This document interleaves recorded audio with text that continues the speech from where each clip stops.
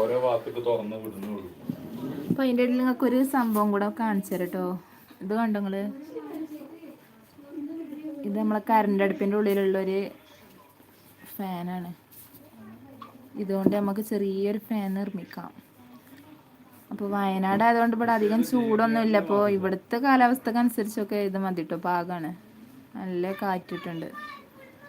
Switch നോക്കുകയാണെങ്കിൽ ഇതാണ് switch, കണ്ടോ?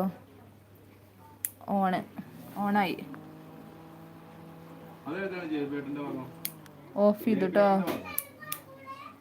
സെറ്റപ്പ് നമ്മളെ ആങ്ങളിൻ്റെ സെറ്റപ്പ് ഉണ്ടാക്കലാണ് ഇതൊക്കെ.